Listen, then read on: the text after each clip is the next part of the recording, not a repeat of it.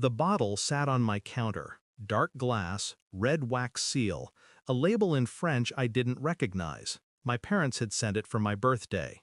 Rare, the note said, from us, with love. I was about to cut the foil when my neighbor leaned close, his voice so low it crawled beneath my skin. Back away. Now. Don't open it. I froze. His eyes weren't curious, they were terrified. I turned the bottle slowly in my hands. The foil shimmered strangely, rippled like water. The label edges peeled with the lightest touch. Not old, not rare, fake. The cork carried no scent of oak, no history, just chemical tang. He whispered again, tighter this time. That's not wine. My stomach twisted. I dialed 911 with hands that didn't feel like my own. And in that moment, the bottle wasn't a gift, it was a message. The police took it without questions, bagged it like evidence. My neighbor wouldn't look at me.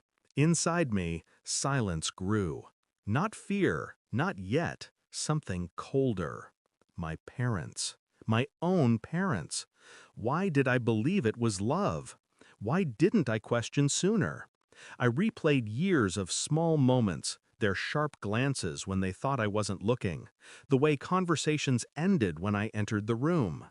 Birthdays they forgot, then overcompensated with gifts that felt heavy, rehearsed.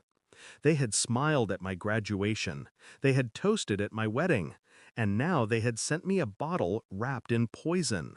It wasn't random, it was deliberate. I kept my face calm when the police asked questions.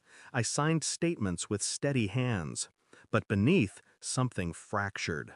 Love, loyalty, blood. None of it mattered anymore. I started quietly, always quietly. I called the vineyard on the label. They'd never produced such a wine. The bottle didn't exist. I traced the shipping address, purchased online, delivered under a false name.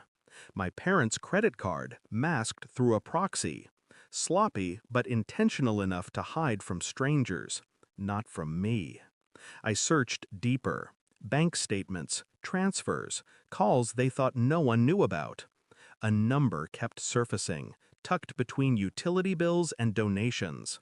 A lawyer, estate planning, wills redrafted, and my name missing from every draft.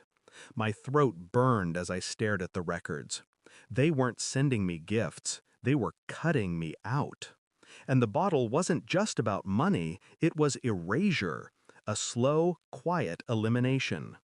One evening, I dialed the number listed under law office. A woman's voice answered.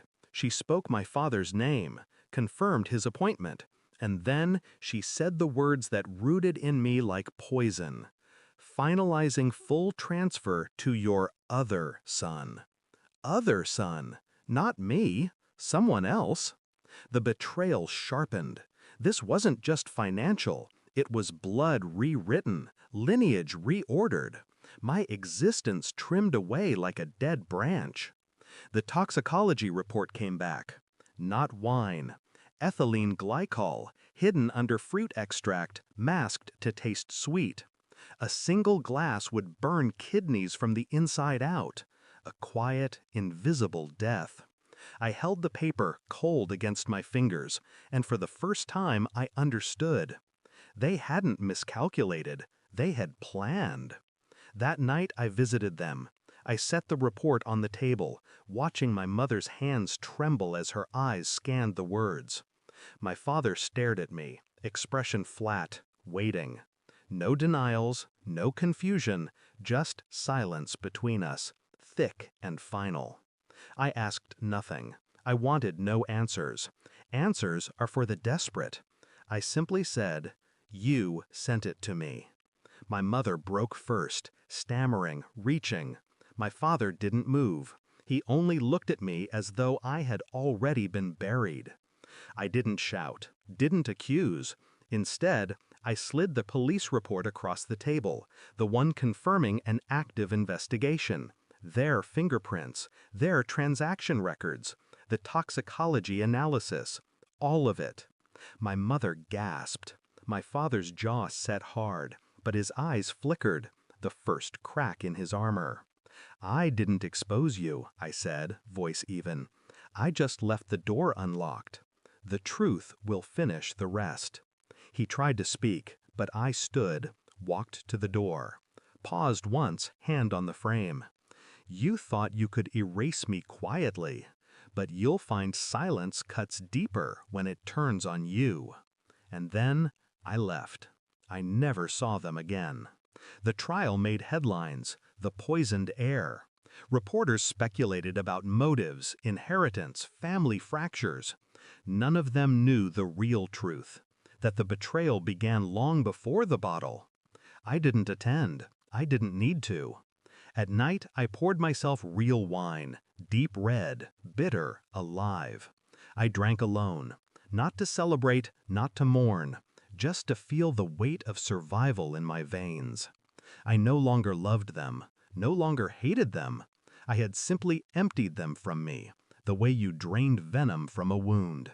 They tried to erase me with poison, but in the end, it was the truth that erased them. Thanks for watching. Don't forget to like, share, and comment.